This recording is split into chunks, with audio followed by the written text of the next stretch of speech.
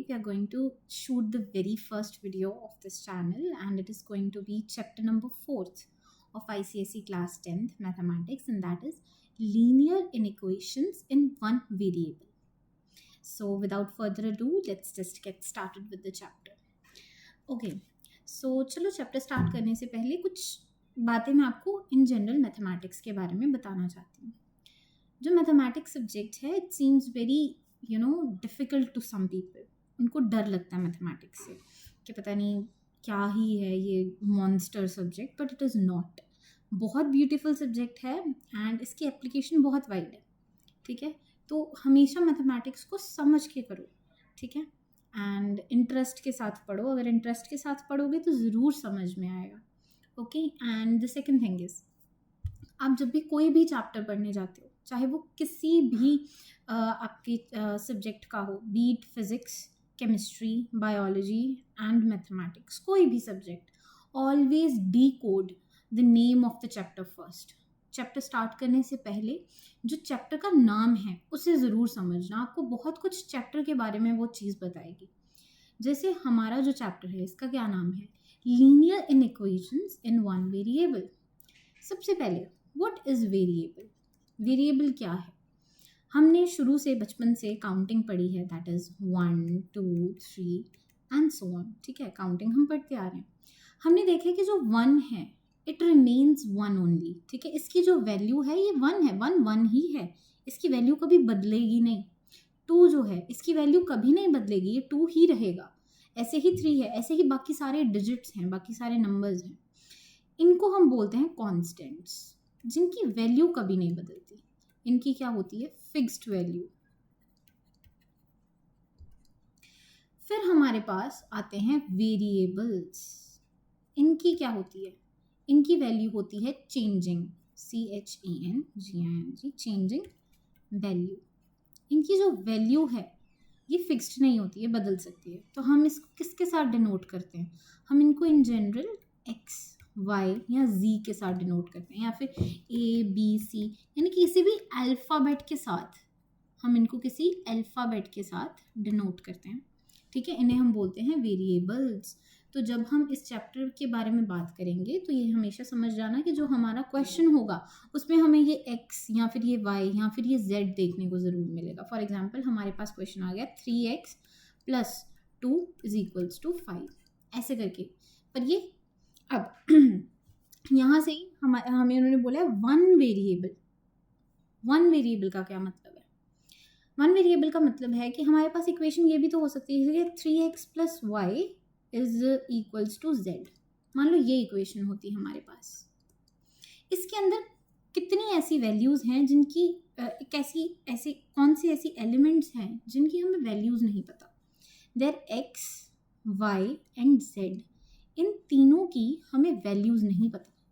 ये क्या हो गए हमारे लिए? वेरिएबल हो गए, क्योंकि इनकी तो फिक्स्ड कोई वैल्यू ही नहीं है, हमें पता ही नहीं है इनकी वैल्यू. अननोन क्वांटिटीज़ हैं. वेरिएबल्स क्या होती हैं? Unknown quantities. ओके, एक ऐसी क्वांटिटी जिसकी वैल्यू नहीं पता. और कितनी अननोन क्वांटिटीज़ हैं? 3 अननोन क्वांटिटीज़ हैं. These are 3 variables. लेकिन जो हमारा ये चैप्टर है इसमें हम सिर्फ वन वेरिएबल के साथ डील करेंगे, यानी कि ऐसी इक्वेशंस. ये जो इक्वेशन है जिनमें सिर्फ एक ऐसी टर्म है जिसकी हमें वैल्यू नहीं पता. जैसे 3x + 2 = 5 में हमें 5 की वैल्यू पता है, 2 की वैल्यू पता है, 3 की वैल्यू पता है. ये तो फिक्स्ड वैल्यूज़ हैं, कॉन्स्टेंट्स हैं. वेरिएबल सिर्फ एक ही है. तो इस चैप्टर में हमारे पास जितने भी क्वेश्चंस आएंगे उनमें सिर्फ और सिर्फ एक ही वेरिएबल होगा. This is the meaning of one variable. Next we have linear inequations. Linear का क्या मतलब है? इनइक्वेशंस का सबसे पहले मतलब समझ लेते हैं. चलो, इनइक्वेशन का मतलब है, यहाँ पर जैसे हम इक्वालिटी का साइन यूज़ कर रहे हैं ना, तो जो हमारे पास क्वेश्चन होगा उसमें ज़रूरी नहीं है कि यहाँ पे इक्वालिटी का साइन हो. यहाँ पर कौन से साइंस होंगे? ये वाले साइंस हमारे पास क्वेश्चंस में होंगे. फॉर एग्जांपल हमारे पास क्वेश्चन हो सकता है 3x + 2 is greater than 5. ये हमारे पास क्वेश्चन हो सकता है. 3x + 2 is greater than 5. I am sorry अगर मेरी आवाज़ थोड़ी सी क्रैक कर रही है, क्योंकि एक्चुअली मैंने वीडियो पहले शूट कर ली थी ऑलरेडी, लेकिन मेरा माइक्रोफोन ऑन नहीं था, तो अब मेरे को दोबारा शूट करना पड़ा, तो थोड़े से गले में दर्द हो रही है मेरे। So please cope up. Okay, अब हम फर्दर मूव करते हैं। तो ये तो हमारे पास ऐसे करके इक्वेशंस आएंगी, ठीक है। इक्वालिटी का सिंबल ज़रूरी नहीं है सेंटर में हो, स्ट्रिक्टली इक्वल का सिंबल नहीं होगा हमारे पास सेंटर में। हमारे पास 3x + 2 is greater than equals to 5 का सिंबल हो सकता है, ठीक है। यानी कि वो या तो बड़ी होगी या तो बराबर होगी 5 के। जो ये लेफ्ट हैंड साइड पे वैल्यू है, ये जो राइट हैंड साइड की वैल्यू है, उससे या तो बड़ी होगी या बराबर होगी। जब हम 3x + 2 = 5 की बात करते हैं, तो हमारा इससे क्या मतलब होता है?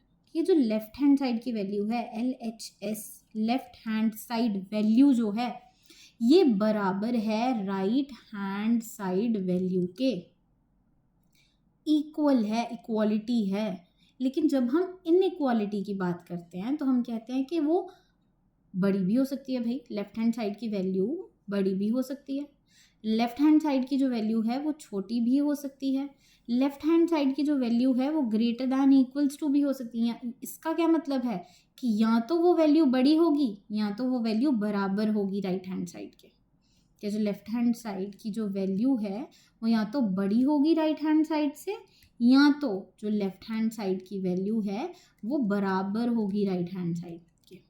कैसे हम समझते हैं? एग्जाम्पल के थ्रू, ठीक है। मान लो वही example 3x + 2 is greater than equals to 5 कहा होता।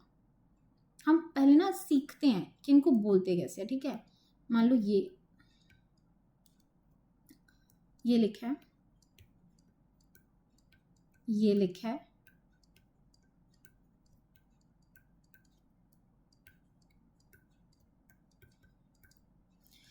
इसको हम बोलते हैं 3x + 2 इज ग्रेटर दैन 5। जो 3x + 2 है वो क्या है? ग्रेटर दैन 5 है। यानी कि ये जो लेफ्ट हैंड साइड की वैल्यू है 3x + 2, ये जो राइट हैंड साइड की वैल्यू है 5, उससे बड़ी है, ग्रेटर दैन। ओके, यहीं पे ये जो सेकंड वाली है, इसमें क्या लिखा है? 3x + 2 is less then 5। क्या लिखा है? 3x + 2 is less then 5।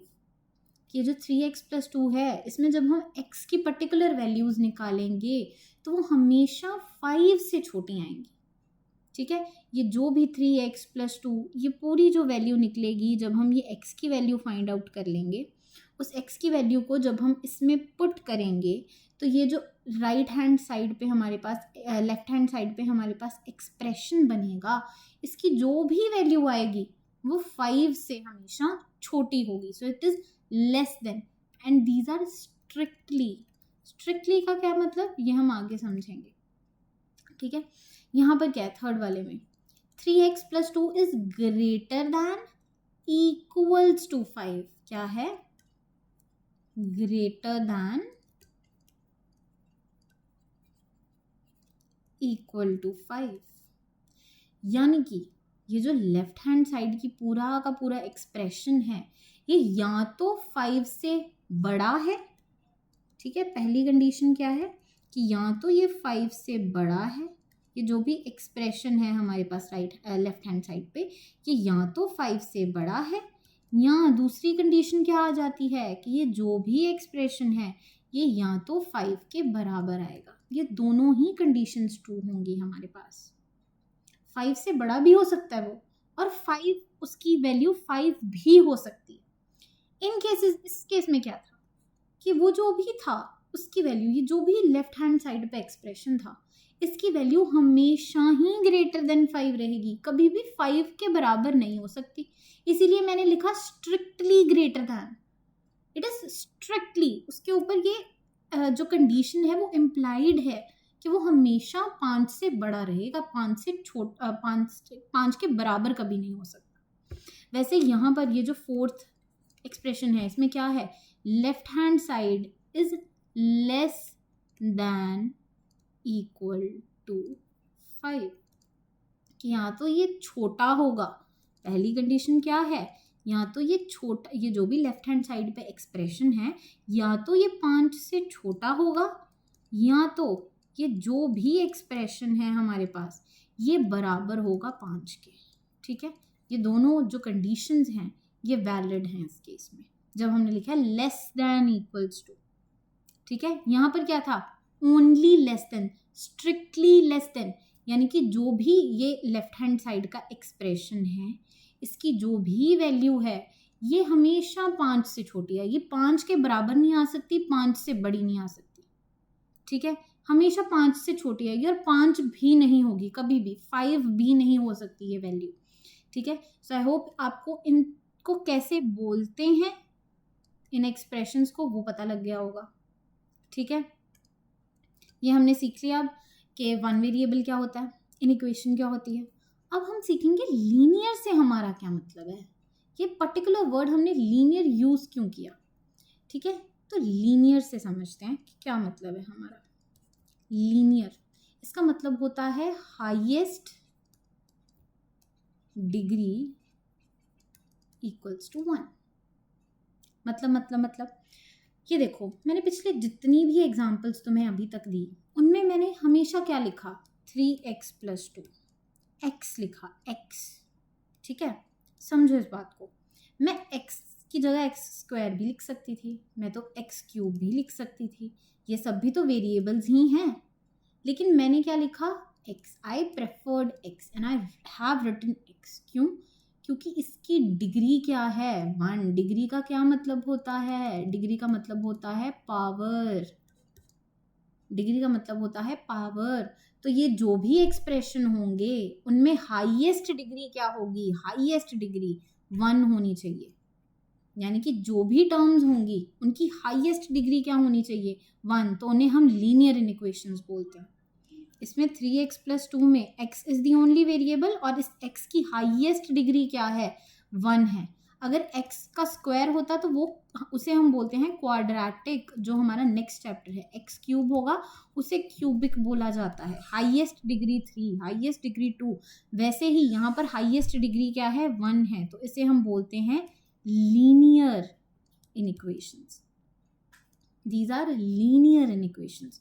तो हमेशा जो भी आप आगे एक्सप्रेशन देखोगे उसमें x ही यूज हुआ होगा, वहाँ पे x² नहीं आएगा, x³ नहीं आएगा, x⁴ नहीं आएगा, कुछ नहीं आएगा, ओनली x। ठीक है, आई होप अब आपको चैप्टर का जो नाम है वो क्लियर हो गया होगा कि हमने चैप्टर का नाम जो है लीनियर इनइक्वेशंस क्यों बोला जाता है। ठीक है, अब इसको सॉल्व कैसे करते हैं वो सीख लेते हैं। रूल नंबर 1 हमेशा याद रखना, मान लो तुम्हारे पास एक्सप्रेशन है 3x + 2 > 5। ओके, अगर जो भी टर्म लेफ्ट हैंड साइड पर या राइट हैंड साइड में किसी भी साइड पर पॉजिटिव टर्म है उसे तुमने sign of inequation, sign of inequality, ये जो होते हैं ना,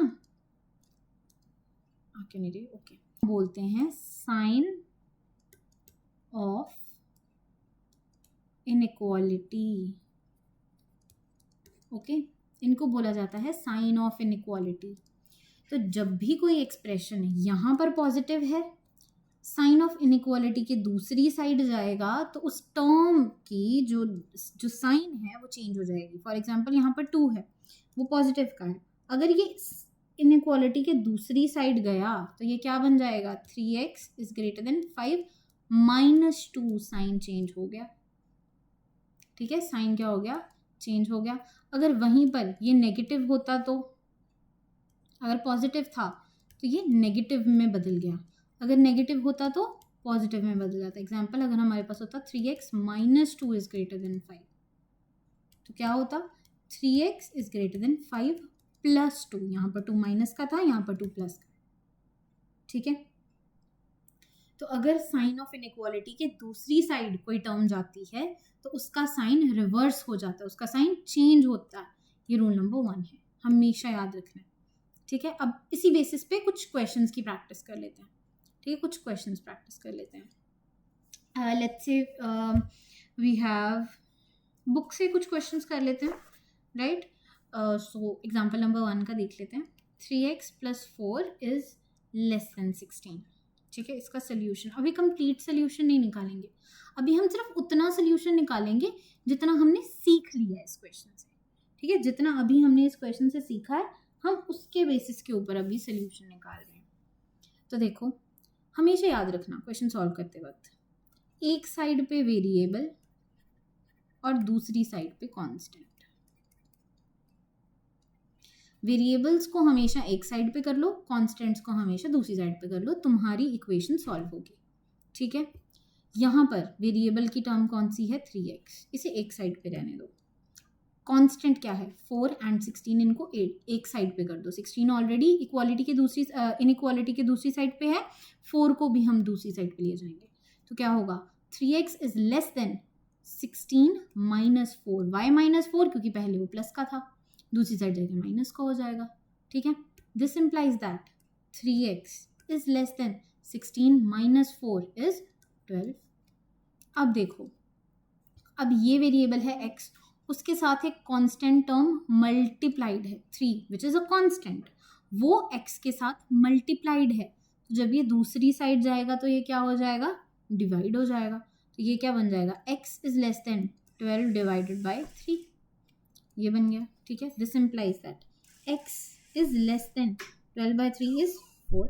तो ये हमारे पास एक एक्सप्रेशन आ गया.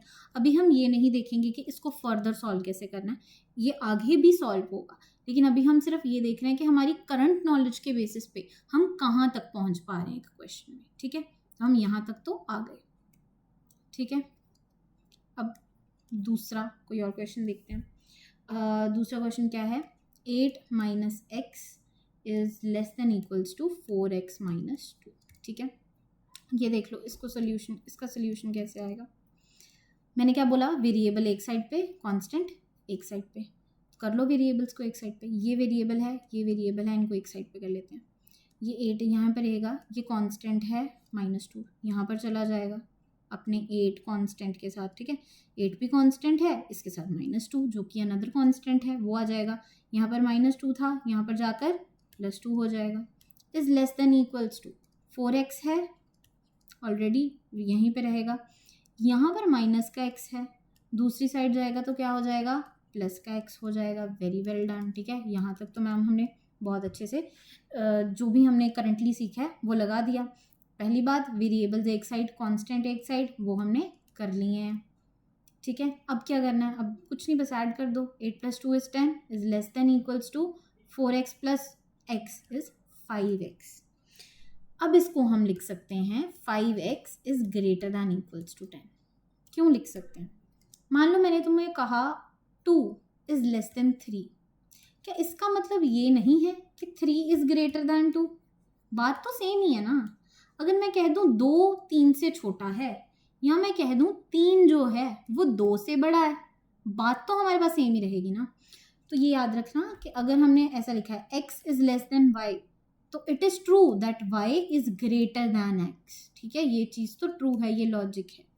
अगर तुम्हें ये याद नहीं रहता है तो हमेशा याद रखना, अगर तुम दोनों टर्म्स को आपस में इंटरचेंज कर दोगे, यानी कि अगर लेफ्ट हैंड साइड को तुम चेंज कर दोगे, इंटरचेंज कर दोगे राइट हैंड साइड के साथ, तो जो साइन ऑफ इनइक्वालिटी उसको रिवर्स करके लिख देना.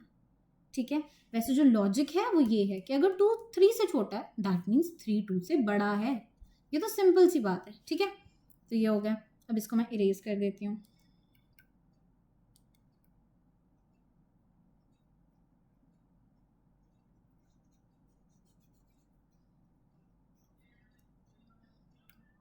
ओके, ये रहने देती हूँ मैं. ठीक है, ये जो लॉजिक है इसको मैं साइड पे रहने देती हूँ. तो यहाँ से क्या आ गया? 5x is greater than equals to 10. This implies that again x is a variable. 5 एक कांस्टेंट है जो इस वेरिएबल के साथ मल्टीप्लाइड है. तो जब 5 जो है दूसरे कांस्टेंट के पास जाएगा इनइक्वालिटी के ऊपर से छलांग मारकर, तो इसका साइन क्या हो जाएगा? सॉरी, ये मल्टीप्लिकेशन में है तो ये क्या हो जाएगा? डिवीजन में चला जाएगा. तो x is greater than equals to 10/5. ठीक है, इसको सिंप्लीफाई करके लिख देंगे तो x is greater than equals to 2. यहाँ तक हमारा सोल्यूशन आ गया. ठीक है, इसके आगे जो है वो अभी हम नहीं निकालेंगे, ठीक है। अभी हम बेसिक से थोड़ा थोड़ा अपनी पकड़ बनाते हुए चलेंगे इस चैप्टर में, ठीक है। चाहे जितना, ये चैप्टर बहुत आसान है, ठीक है, बहुत आसान है, लेकिन चाहे जितना भी आसान चैप्टर हो, हमेशा अपना बेस स्ट्रांग रखना। अगर बेस स्ट्रांग है, अगर फाउंडेशन स्ट्रांग है, तो इमारत भी बहुत स्ट्रांग बनेगी, ठीक है। ओके, फिर एक और क्वेश्चन कर लेते हैं, कर लें कि इसके आगे प्रोसीड करें हम। चलो एक रूल पढ़ लेते हैं उससे पहले, ठीक है। तो एक रूल पढ़ लेते हैं, जस्ट अ सेकेंड। चलो उससे पहले ना एक रूल पढ़ लेते हैं, which is rule number 2। Rule number 2 क्या कहता है? Rule number 2 states that, sorry, okay, if each term of an equation is multiplied or divided by any positive number,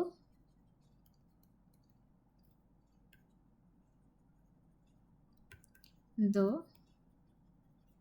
sign of inequality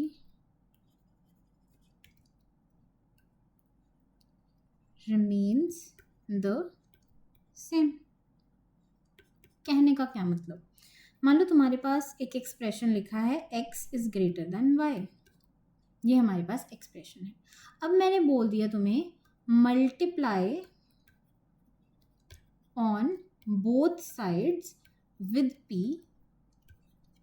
where p is a positive number।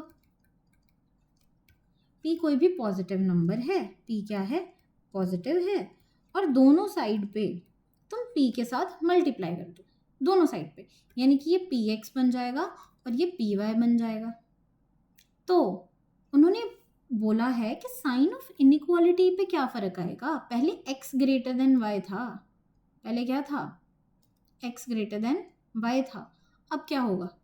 अब उन्होंने कहा है अगर p एक positive number है तो अभी भी जो px है वो ग्रेटर देन py ही रहेगा, provided that p is a positive number. याद रखना, p पॉजिटिव होना चाहिए।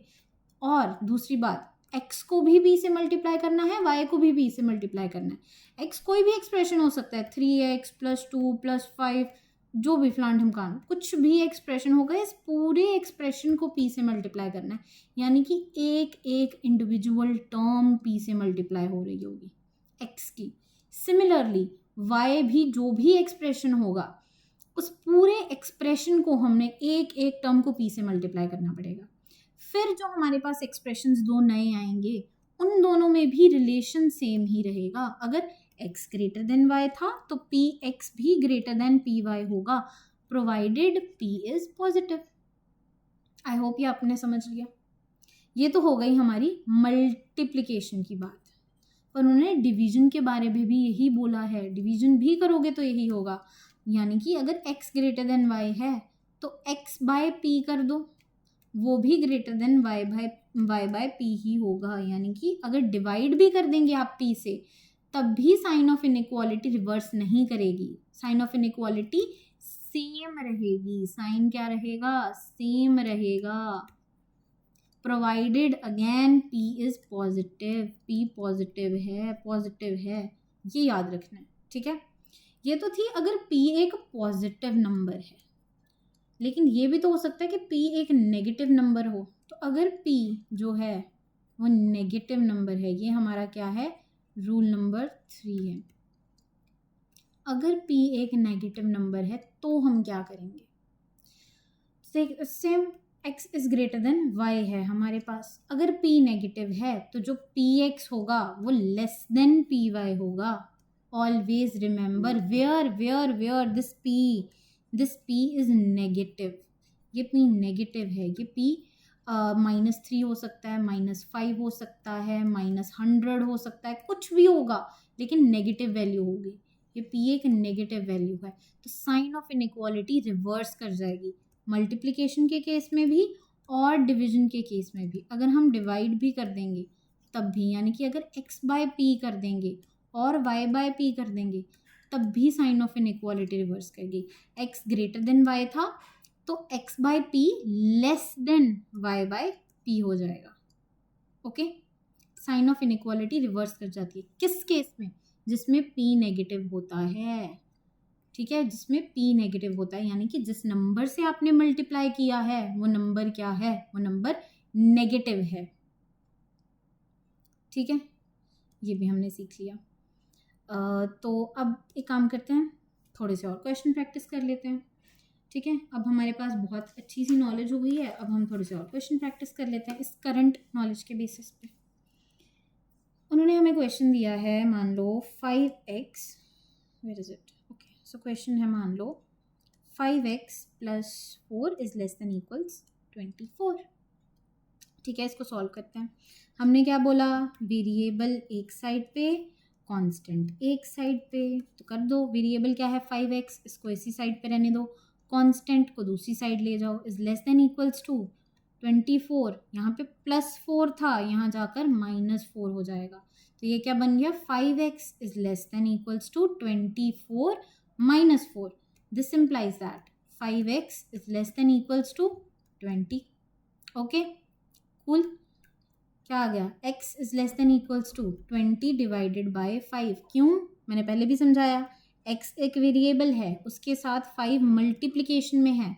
जब इनइक्वालिटी के दूसरी तरफ जाएगा छलांग लगाकर तो क्या हो जाएगा? डिवीजन में आ जाएगा। ठीक है, तो x is less than equals to 4 आ गया। अब यहाँ से हम एक नया कॉन्सेप्ट सीखेंगे। किसका concept? Replacement set and solution set. ठीक है, ये हमारे पास ना एक कंडीशन आई है, जो हमारे पास अभी सॉल्यूशन नहीं आया। इस इक्वेशन को, ये जो भी था, इसको सॉल्व करके हमारे पास एक पर्टिकुलर सॉल्यूशन नहीं आया, हमारे पास एक कंडीशन आ गई है x के ऊपर। क्या है वो कंडीशन? वो कंडीशन है कि जो x है it is always less than या फिर इक्वल टू 4। अब मान लो मैं एक एग्जामिनर हूँ, क्वेश्चन सेट कर रही हूँ, और मैंने क्वेश्चन में आपको पहले से जब ये एक्सप्रेशन दिया तो मैंने कह दिया था कि 5x + 4 is less than equals to 24, और जो x है ये हमेशा हमेशा जो भी आंसर होगा x का, ये हमेशा एक नेचुरल नंबर है। ये मैंने कंडीशन लगाई है, ये कंडीशन मैंने इम्प्लीमेंट की है इस क्वेश्चन के ऊपर, ये मैंने इम्प्लाई की हुई है कंडीशन कि ये कंडीशन x हमेशा एक नेचुरल नंबर है। इसे हम बोलते हैं अभी चलो नहीं, देखो नेचुरल नंबर्स क्या होते हैं। नेचुरल नंबर्स होते हैं 1, 2, 3, 4, 5 up to so on infinity. ठीक है, 1 से स्टार्ट होकर इन्फिनिटी तक जाते हैं नेचुरल नंबर्स। अब मैंने ये कर्ली ब्रेसेस क्यों लगाई? इनको बोलते हैं कर्ली ब्रेसेस। क्या बोलते हैं इनको? Curly braces. मैंने ये कर्ली ब्रेसेस क्यों लगाई? ये कर्ली ब्रेसेस हम जब लगा देते हैं तो वो जो भी एलिमेंट्स अंदर बैठे हुए हैं वो एक, ये पूरा कर्ली ब्रेसेस के साथ ना वो एक सेट बन जाता है। सेट का क्या मतलब है? सेट समझो कि जैसे हमारे पास एक डब्बा है और उस डब्बे में मैंने बॉल्स डाल दी, और सारी की सारी बॉल्स अलग अलग कलर्स की हैं। जैसे मैंने एक डब्बा लिया, उसमें मैंने ग्रीन कलर की बॉल डाल दी, रेड कलर की एक बॉल डाल दी, ब्लू कलर की एक बॉल डाल दी। ठीक है, वो सारी की सारी वो क्या है? It is set of balls. Mathematics की भाषा में अगर मैं बोलूँ, सेट क्या है? सेट है एक collection of well defined distinct objects. ठीक है, कुछ ऐसे ऑब्जेक्ट्स को हम एक साथ क्लब कर देते हैं जिनका नेचर जो है समवट सिमिलर होता है एक दूसरे से। फॉर एग्जाम्पल दीज नंबर्स 1, 2, 3, 4, 5, ये सारे नंबर्स जो हैं ये सारे नेचुरल नंबर्स हैं। इनका जो नेचर है ये क्या है? ये सारे नेचुरल नंबर्स हैं, इनमें एक कॉमन प्रॉपर्टी है, तो मैं इन नंबर्स का एक सेट बना सकती हूँ। उस सेट को हम कर्ली ब्रेसेस के अंदर डिनोट करते हैं और ऐसे लिखा जाता है 1, 2, 3, 4, up to so on, and curly braces close होती है, ब्रैकेट क्लोज होती है यहाँ पर। ठीक है, तो ये सेट है। इस सेट का इस चैप्टर में क्या नाम दिया गया है? रिप्लेसमेंट सेट, यानी कि वो सेट जिसमें से इस कंडीशन की हेल्प से वैल्यूज आएंगी, फाइनल वैल्यूज। ये सारी वैल्यूज पॉसिबल हैं एक्स की, लेकिन जब हम इस इक्वेशन को सॉल्व करेंगे, इस इक्वेशन को सॉल्व करने के बाद फिर हमारे पास एक फाइनल कंडीशन आएगी, और ये जो फाइनल कंडीशन हमारे पास आएगी फिर इसकी मदद से हमारे पास एक फाइनल सोल्यूशन आएगा। वो सोल्यूशन क्या हो सकता है? इन्होंने क्या बोला है हमारे पास, बहुत ही गंदा हो गया। Okay, now it's okay. चलो एक काम करते हैं, यहाँ पर भी कर देते हैं। Okay, x is less than equals to 4, ये हमारे पास कंडीशन आई है। यानी कि जो x है वो यहाँ तो छोटा होगा 4 से। अब इस सेट में से वैल्यूज उठानी है आपको, ये रिप्लेसमेंट जो सेट है इसमें से वैल्यू उठानी है। तो छोटी वैल्यूज कौन सी हैं? 4 से छोटी कौन सी है? 1 है, 2 है, 3 है। तो हमारे जो फाइनल सोल्यूशन है उसे हम बोलते हैं सोल्यूशन सेट। उसमें हमारी वैल्यू आएगी 1, 2, 3, अब देखो, अब उन्होंने बोला है कि जो x है, इससे हमने दो मतलब निकाले थे कि जो x है वो 4 से छोटा हो सकता है और जो x है वो बराबर 4 के हो सकता है। तो 4 से छोटी वाली वैल्यूज तो हमने सारी लिख ली, 1 लिख लिया, 2 लिख लिया, 3 लिख लिया। अब कौन सी वैल्यू लिखनी है? वो वैल्यू जो बराबर है x के, दैट इज 4। तो x इज इक्वल्स टू 4 भी हो सकता है। ठीक है, ये हमारे पास फाइनल सोल्यूशन है। ये सोल्यूशन सेट है हमारा, जो वो फाइनल नंबर्स x जिनकी वैल्यू एक्वायर कर सकता है। x1 भी हो सकता है, x2 भी हो सकता है, x3 भी हो सकता है, x4 भी हो सकता है। These are the final values of x। I hope इतना समझ आ गया होगा। अब हमने जो पहले क्वेश्चंस किए थे, कहाँ पे किए थे वो क्वेश्चंस? ये, हाँ, ये वाले क्वेश्चन किए थे। इनमें भी ये देखो एंड पे आ गई ना हमारे पास x की जो कंडीशन है। अगर यहाँ पर लिखा होता कि x belongs to natural numbers, मान लो इन क्वेश्चंस में यही लिखा है x belongs to natural numbers, तो हमारे पास क्या होता? ये देखो, ये भी नेचुरल नंबर्स को बिलोंग करता है। तो हमारा जो रिप्लेसमेंट सेट है वो क्या होता? 1 से शुरू होता, 1, 2, 3, 4, up to so on till infinity जाता। लेकिन जो सोल्यूशन सेट है उसमें कौन सी वैल्यूज आती हैं हमारे पास? उन्होंने क्या बोला है? वो x की वैल्यूज जो 4 से छोटी हैं, वो वाली वैल्यूज इस पर्टिकुलर इक्वेशन को सेटिस्फाई करेंगी। ठीक है, वो वाली कौन सी वैल्यूज हैं जो 4 से छोटी हैं? That is 1, 2 and 3। तो इसका आंसर क्या होगा? 1, 2, 3 आंसर हो गया हमारे पास। इस क्वेश्चन में देखो उन्होंने क्या कहा है, x is greater than equals to 2। Greater than 2 की वैल्यूज, ग्रेटर देन 2 वाली वैल्यूज कौन सी हैं? ग्रेटर देन 2 वाली वैल्यूज, अगेन मैंने यही बोला है यहाँ पे भी कि x जो है बिलोंग्स टू नेचुरल नंबर्स। ये जो सिंबल है ना, ये उल्टी ई, इसको हम बोलते हैं बिलोंग्स टू, उल्टी बोल रही हूँ सॉरी, सीधी ई है मतलब ई जैसा लगता है, ये ऐसे होता है। ठीक है, इसको हम बोलते हैं बिलोंग्स टू। ठीक है, इस सिंबल को हम क्या बोलते हैं? बिलोंग्स टू बोलते हैं। तो इसका मतलब होता है बिलोंग्स टू। ठीक है, अब उन्होंने क्या कहा है? x belongs to natural numbers, right? तो x का रिप्लेसमेंट सेट क्या हो जाएगा? 1, 2, 3, 4, 5, 6 and up to so on till infinity. ठीक है, कंडीशन क्या है हमारी? x is greater than equals to 2, यानी कि x की जो वैल्यू है, दो बातें यहाँ से निकल के आती हैं। क्या x यहाँ तो ग्रेटर देन 2 है या x बराबर है 2 के? तो ग्रेटर देन 2 वाली कौन सी होंगी? मैं थोड़ा सा साफ कर लेती हूँ यहाँ पे। ठीक है, हमें थोड़ी सी जगह मिल जाएगी लिखने की। यहाँ पर लिख देती हूँ इसका आंसर। ओके,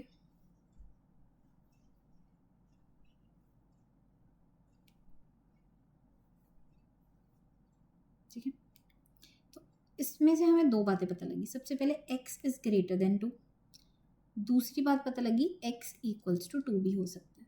ठीक है, x ग्रेटर देन 2 वाली कौन सी वैल्यूज हैं?